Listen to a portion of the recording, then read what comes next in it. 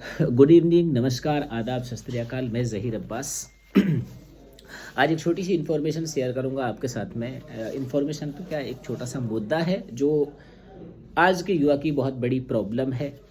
तो आज एक विद्यार्थी, एक छोटा भाई मिलने आया और उसने जब मुझसे बातें की तो उसने अपनी प्रॉब्लम को मेरे साथ शेयर किया। जब उसने अपनी प्रॉब्लम को बताया तो सच बता रहा हूँ मैं आपको, मेरा दिल दहल गया था, क्योंकि वो मेरा बहुत क्लोज स्टूडेंट है और बहुत इंटेलिजेंट है। तो उसने जब इस तरह की बातें मुझसे की तो मुझे बहुत अटपटा लगा, बहुत बुरा लगा। मैंने उसको डांटा भी, समझाया भी।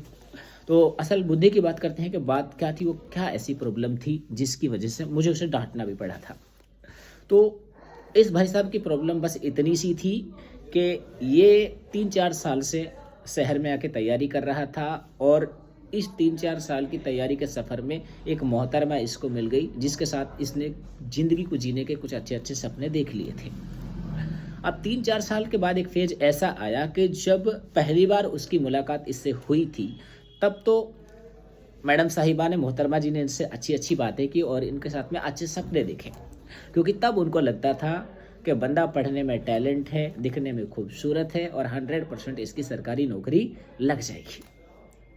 लेकिन अब 3-4 साल का सफ़र गुजरा। 3-4 साल गुजरने के बाद इन 3-4 सालों में भाई साहब ने इसके साथ में अच्छा वक्त गुजारा है। इन लोगों ने अच्छे सपने देखे हैं, खूब ठीक ठाक पैसा वैसा भी उड़ाया है, मस्ती की है और टॉप पढ़ाई की है। मैं नहीं मानता कि आप कसूरवार थे, लेकिन फिर भी मैं कहूँगा कि गलती आपकी ही थी। और इस वाले फेज में हुआ ऐसा कि 3-4 साल बाद भी इस भाई साहब की नौकरी नहीं लगी और इधर से लड़की के शादी का फेज आ गया। घर वालों ने लड़की को बुला लिया, उसकी शादी कहीं और तय कर दी। मोहतरमा को पता लगा तो मोहतरमा ने प्यार से इस भाई साहब को समझा दिया कि मेरे परिवार वाले कहीं और रिश्ता कर रहे हैं और वो एक ही शर्त पे आपसे रिश्ता कर सकते थे कि अगर आपकी सरकारी नौकरी लग जाती तो मैं आपसे शादी कर लेती। अपना रिश्ता यहीं तक था। हम चले अपने घर, आप जाइए अपने घर। और इस भाई साहब के लिए इतनी बड़ी प्रॉब्लम बन गई है कि इसका डायरेक्ट सवाल ही है कि भाई मैं इसके बिना नहीं जी सकता और मैं अपने जीवन का अंत करूंगा, मुझे मरना है, मैं उसके बिना नहीं जी सकता। बड़ा गुस्सा आया मुझे तो। यार आप ये बताओ, जब आपकी ज़िंदगी में वो नहीं थी तब भी आपकी ज़िंदगी चल रही थी। अब 3-4 साल का फेज़ आपने उसके साथ में गुजारा।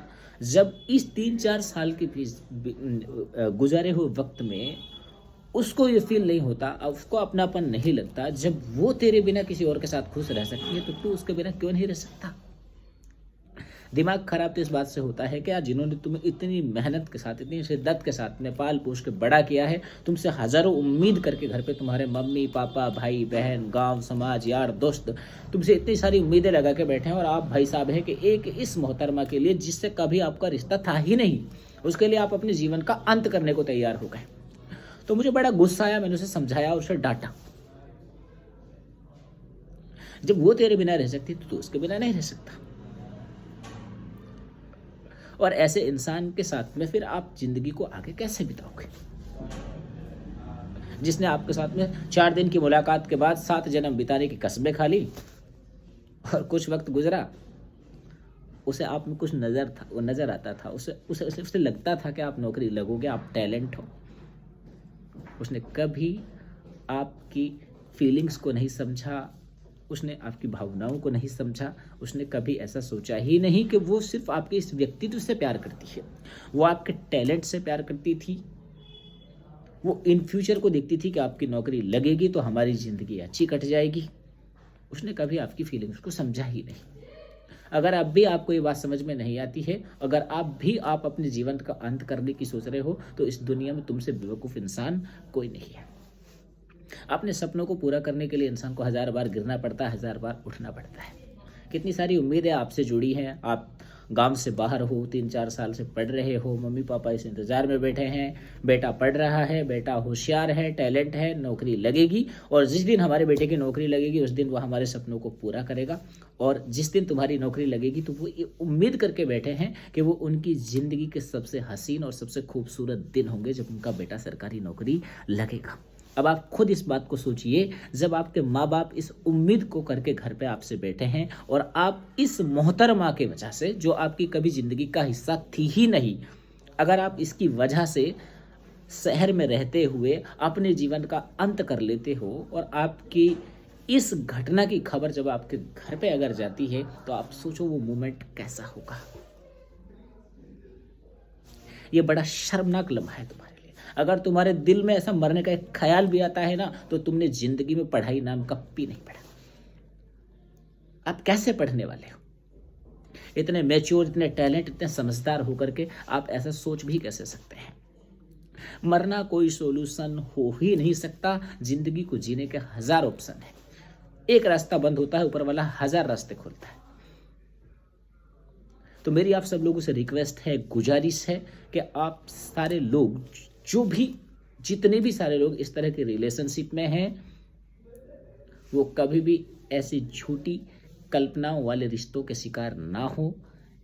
इतिहास सब्जेक्ट में पढ़ाता हूँ और मैंने इतिहास के स्तर पे इतिहास विषय की जानकारी से ये पाया है कि इतिहास विषय यह बताता है कि इस दुनिया में कोई भी किसी का नहीं है। कोई किसी का नहीं है भाई मेरे। इतिहास इस बात को बताता है कि जब लोग अपने एक गद्दी को पाने के लिए अपने माँ बाप की गर्दन उड़ा सकते हैं, तो फिर कोई कुछ भी कर सकता है। इतने सेल्फिश हो गए लोग यार।